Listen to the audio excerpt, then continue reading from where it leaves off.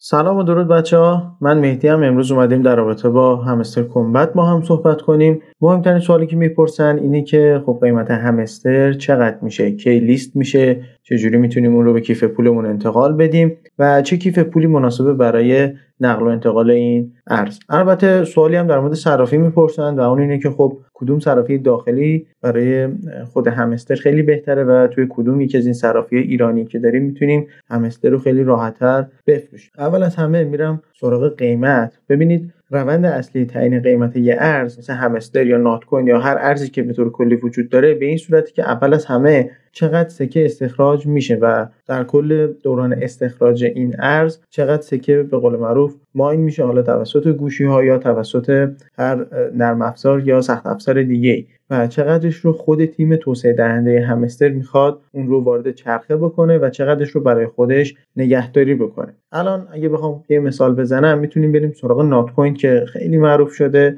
و همونطور که خب روی صفحه دارید میبینید یه قسمتی هست به نام ساپلای که داره نشون میده که چه تعداد سکه در چرخش هستش و چقدر سکه به طور خاص میشه گفتش که در داخل چرخه بازار داره میچرخه که یکی از مهمترین فاکتورهای قیمت گذاری، چرا که هر چقدر تعداد سکه ها بیشتر باشه باعث میشه که ارزش اون سکه کمتر بشه. ببینید هر چقدر تعداد سکه‌ای که ما داریم کمتر بشه میزان تقاضا براشون بیشتر میشه، در نتیجه هر واحد سکه ارزش بالاتری رو پیدا میکنه. دومین موردش که مهمتره اینه که تیم توسعه دهنده همستر چه سیاست کاری رو میخواد دنبال کنه. تا 2 روز پیش تیم همستر میگفت که با توجه به میزان سکه‌ای که جمع میکنی قراره بهت توکن یا سکه بدن. حالا هنوز هم دقیق معلوم نشده که قراره به ازای یه تعداد خاصی توکن بهتون بدن یا مثل نات کوین بیان و تمامی همون سکه‌ای که جمع کردین رو همونها رو بهتون انتقال بدن. اما الان میگن قراره بر اساس میزان پروفیت پر اور باشه، یعنی درآمدی که شما به ازای هر ساعت داری بیان و بر اساس اون بهت یک سری توکن رو میدن. به نظرم این احتمال داره که بیان و به ازای هر 1 میلیون سکه یه تعداد خاصی توکن رو به شما توزیع بکنن و از نظر من بهترین استراتژی اینه که شما اول از همه بیای پروفیت پر اور، یعنی میزان درآمدی که به ازای هر 1 ساعت داری رو به حد حدوداً حالا 500,000 تا 600,000 سکه در ساعت برسونی و بعدش بیای لول یا اون لیگی که هستی رو تا حد مستر یا گرند مستر بالا ببری و مجددا شروع بکنی به آپدیت کارت هایی که داری. البته این 500,000 تا 600,000 تا که دارم بهتون میگم تقریبا میشه گفت تو یه هفته 10 روز قابل انجام هستش و اونقدر کار سختی نیست، ولی خب بعد از اون میشه گفتش که یکم سخت میشه، چرا که شما به ازای هر آپدیتی که داری هزینه میکنی داری قیمت رو به صورت تصاعدی بالا میبری، ولی خب میزان درآمدت که داره افزایش پیدا میکنه به صورت خطیه. حالا برای اینکه حالا همستر بیاد و قیمت گذاری بشه باید اول از همه بیاد یه توکنی رو معرفی بکنه. این توکن بعد لیست بشه تو صرافی‌ها و شما با استفاده از کیف پول‌هایی که به ربات وصل کردی بیای و ارزی که داری رو منتقل کنی به اون صرافی‌ها یا اون کیف پول‌ها و اونجا بتونی اون رو نقدش بکنی. حالا تا به اینجای کار میگیم خیلی خوب، شما اومدی لول اپ کردی، یه رشد خوبی هم داشتی و حالا به نظرت خب باید یه برداشت خوبی رو انجام بدی و منتظر این هستی که ببینی که کدوم صرافی بهترین صرافی هستش. ببینید برای برداشت اول از همه شما باید یه کیف پول شخصی برای خودت درست بکنی، مثل یه دونه حساب بانکی میمونه. من شخصا 2 تا کیف پول مایتون ولت و تون کیپر رو معرفی میکنم. این کیف پول‌ها هستن که بر بستر خود شبکه تون به وجود اومدن و نکته‌ای که وجود داره اینه که تحت هیچ شرایطی این کیف پول‌ها رو شما از جاهای غیر امن مثل سایت‌ها یا کانال‌های تلگرامی دانلود نکنید. بهترین جا و امن‌ترین جا برای اندروید سایت خود کیف پول‌های مثل تون کیپر و مایتون ولت هستش و برای iOS هم میتونید از اپ استور دانلود بکنید. البته فکر کنم برای iOS مایتون ولت رو نداشته باشین، باید این رو چک بکنید ببینید که آیا این برنامه رو داریم یا نه.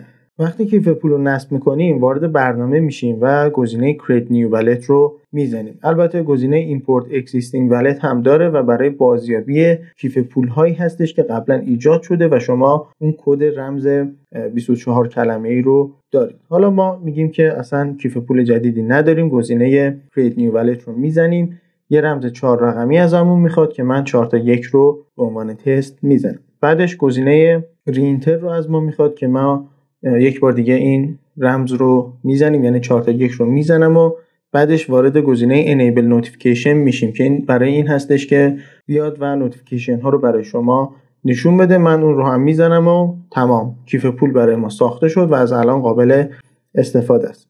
توی صفحه اصلی که عکس کلید رو میبینیم یه سری قسمت هایی هست که قسمت کدای بکاپ و پشتیبان بهش میگن. اینجا داره بهم میگه که هیچ وقت این کدها رو نباید با کسی به اشتراک بذارم و اون رو توی جای امنی نگهداری بکنم. من این رو تایید میکنم، دوباره رمزمون رو میپرسه، 4 تا 1 رو میزنم و 24 تا کلمه بهم نشون میده. ببینید برای هر کیف پول این 24 تا کلمه متفاوته و به صورت رندوم هستش که باید یه جای امن و روی یه تیکه کاغذ که دست کسی بهش نرسه بنویسیم و اون رو نگهداری بکنیم. هر کسی این 24 کلمه رو داشته باشه به کل دارایی شما دسترسی داره.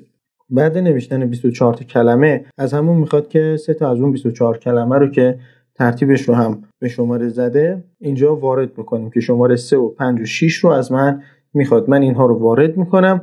اینها رو که وارد کردم گزینه دان رو میزنم. وقتی این کار رو بکنم کیف پول من آماده است و من کدهای بکاپ رو هم دارم. یه سری تنظیمات دیگه هم داره که توی قسمت سیتینگ هست. میتونید اسم کیف ولتتون رو عوض کنید یا عکسش رو میتونید ایموجی بذارید. یک سری تنظیمات دیگه داره که فعلا با اینها کاری نداریم. برای وصل کردن کیف پول به ربات باید وارد ربات همستر بشیم. وقتی که وارد میشیم در انتها سمت راست پایین یه گزینه ایردراپ داره. اون رو که بزنیم گزینه کانکت یور ولت رو میتونیم اونجا مشاهده کنیم. یه گزینه آبی رنگی هستش. اون رو که بزنیم گزینه کانکت یور ولت رو میزنه. وقتی اینو که فشار بدیم چند تا دونه گزینه برای ما میاد، چند تا دونه اپلیکیشن برای ما باز میشه که یکی از اونها تونکیپر هستش. اون رو که انتخاب بکنیم و وارد برنامه تونکیپر بشیم خودش به طور اتومات ربات رو به کیف پول متصل میکنه و همونطور که مشاهده میکنید من الان کیف پولم رو به ربات متصل کردم و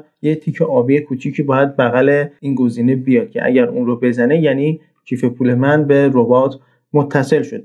نکته که وجود داره این هستش که برای یک سری از افراد یک سری باگ هایی به وجود اومده که نمیتونن کیف پولشون رو متصل بکنن. یکیشون این هستش که میزنه کامینگ سون، یعنی هنوز برای اونها کیف پولی تعریف نشده و باید منتظر بمونن ببینن که کی دوباره این باگ برطرف میشه تا بتونن کیف پولشون رو متصل بکنن. نکته بعدی که وجود داره این هستش که حالا با توجه به سیاست کاری که همستر داره اگر بیاد و هر نوع توکن یا هر تعداد سکه که به شما انتقال میده رو به کیف پولتون واریز بکنه، برای اینکه بتونید این رو نقد بکنید توی صرافی ایرانی، حالا مثل نوبیتکس، بیت 24، بیت پین، تبدیل یا هر صرافی دیگه‌ای که دارید ازش استفاده میکنید، برای کارمزد شبکه احتمالاً نیاز به ارز تون داشته باشید. همون ارز آبی که خیلی معروف هستش. به این صورت هستش که شما برای نقل و انتقال این همسترتون احتمالاً نیاز به ارز تون داشته باشید و باید یک مقداری ارز تون رو خریداری بکنید